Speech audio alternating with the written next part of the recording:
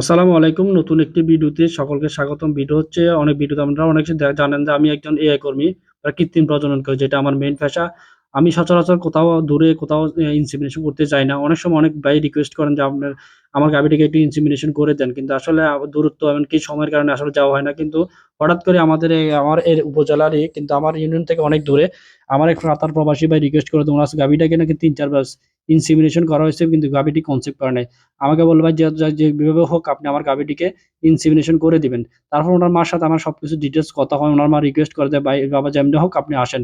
তারপর আমি ওনার রাজি হই ওনার এখানে যাওয়ার জন্য।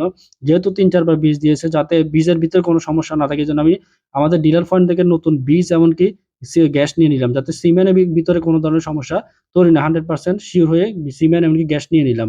আরেকটা জিনিস হচ্ছে গাভী কনসেপ্ট করাতে হলে অবশ্যই সিমেন্টের কোয়ালিটি অবশ্যই ভালো হতে হবে, কারণ সিমেন্ট যদি কোয়ালিটি ভালো না হয় আপনি যত চেষ্টাই করেন কখনোই গাভী কনসেপ্ট করবে না। এইজন্য আমি আমার ডিলার পয়েন্ট থেকে সিমেন্ট এমনকি গ্যাস নিয়ে নিলাম। আরেকটা জিনিস হচ্ছে গাভীকে ওনার সাথে আমার ডিটেলস কথা হয়েছে যে গাভীটি কখন হিটে আসছে, এমনকি কতক্ষণ আগে যে বীজ দিয়েছিল, বীজ দেওয়ার আগে বা পরে কত ঘন্টা গাভীটিকে হিটে থাকে। উনি বলছে যে প্রায় ৩ দিন হিটে থাকে।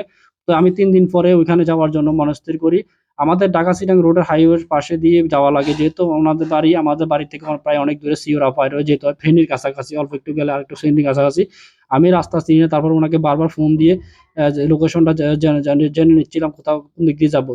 তারপরে সবচেয়ে ভালো লাগছে ওই এলাকাতে, ওই যে এলাকাতে আমি গেছি ওই এলাকাতে মানুষ খুবই ভালো, এমনকি গাছ-গাছালি প্রচুর, এমনকি পরিবেশ অনেক সুন্দর।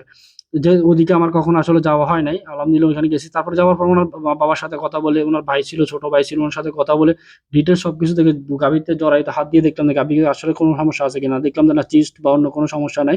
তারপর আমি ২ টি সিমেন্ট দিয়ে একসাথে ২ টি সিমেন্ট দিয়ে ইনসেমিনেশন করে দিই, এমনকি কিছু ওষুধ লিখে দিই যাতে বীজের পরে এগুলা প্রয়োগ করে। আলহামদুলিল্লাহ আল্লাহ যদি রহমত করে, হয়তো যদি আমার উসিলা যদি উনার যদি গাভীটি কনসেপ্ট করে, যদি তাহলে যদি উনি প্রবাস থেকে উনি আসলে চেষ্টা করতেছে একটি খামার দাঁড় করানোর জন্য, কিন্তু আসলে দূর থেকে তো আসলে গাভী দাঁড় করানো বা এখন ভিডিও দেখে করানো অনেকে সম্ভব অনেক না। প্রশ্ন করবেন যে ভাই গাভীটিকে কি ওষুধ দিয়েছেন, কি আসো বিষয় সবকিছু দিয়েছে। আসলে এগুলো আসলে ডিটেলস বলা যায় না। গাভীকে অবশ্যই আপনি গাভীকে জরায়ুতে হাত দিয়ে ডিটেলস দেখার পরে তার চোস্ট ফিস্ট সবকিছু দেখে, তার বিকার দেখে তারপরে গাভীকে ইনসেমিনেশন করা লাগে।